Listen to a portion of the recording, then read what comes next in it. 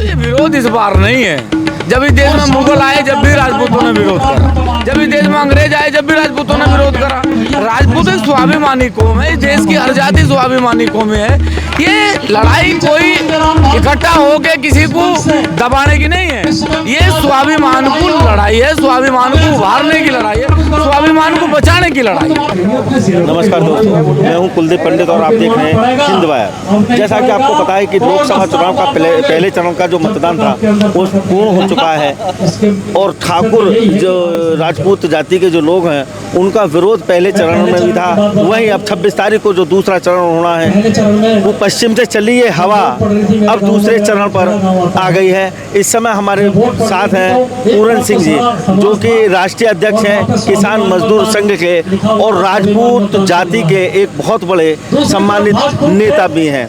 सबसे पहले तो मैं आपका हिंद वायर पर स्वागत करता हूं। इतना विरोध आखिरकार हो क्यों रहा है इस बार? ये विरोध इस बार नहीं है।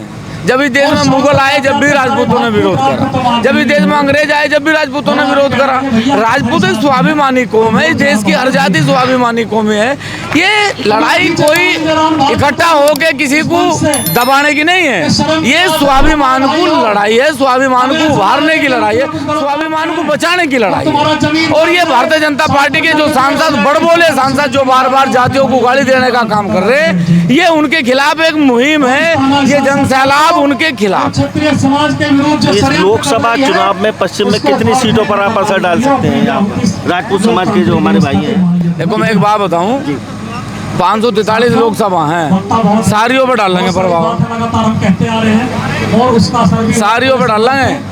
और भी जगह आपकी पूरे देश में है, पूरे देश में है। गुजरात हो, राजस्थान हो, मध्य प्रदेश हो, छत्तीसगढ़ हो, हरियाणा हो, सब जगह विरोध है। और विरोध है स्वाभिमान को जिंदा कैसे रखा जाए। भारतीय जनता पार्टी के सांसदों के द्वारा जो अपमान बार बार लोकतंत्र का हो रहा है उसे जीवित कैसे रखा जाए। पूरन सिंह जी, कई विधानसभा चुनावों में देश के अलग अलग राज्यों में जो विधानसभा चुनाव हुए हैं वहाँ पर भी ठाकुरों की उपेक्षा देखी गई है।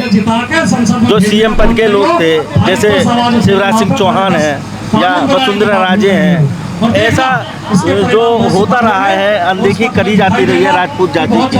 लेकिन तब आप लोग इस तरीके से पंचायत करने के लिए नहीं आए थे, आखिर ऐसा क्या कारण रहा? देखो दो कारण आप बड़े समझें। एक लड़ाई है राजनीति की, जिनमें नेताओं के टिकट काटे गए, जिनके लोगों के टिकट काटने के बाद उनकी उपेक्षा करी गई। लेकिन ये लड़ाई किसी का टिकट कटने की नहीं है, ये लड़ाई स्वाभिमान की है।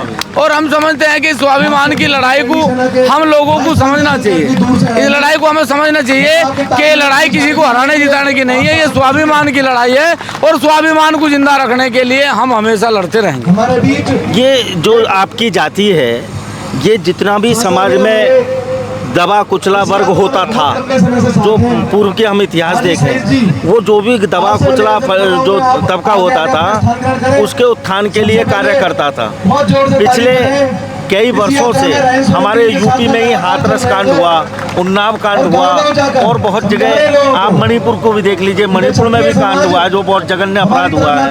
लेकिन उसमें कभी राजपूत जाति के लोग इस तरीके से सभा करने के लिए सामने नहीं आए थे। देखो मैं आपको बता दूं, ऐसा कोई उदाहरण नहीं होगा। मैं फिर कह रहा हूं, एक राजनीतिक एक समाज है, समाज ने हमेशा चाहे वो लड़ाई किसी भी व्यवस्था में लड़ी गई, इस देश की एक लड़ाई ऐसी नहीं है जिसमें राजपूत समाज ने हर व्यक्ति हर जाति के स्वाभिमान की लड़ाई में भागीदारी नहीं करी।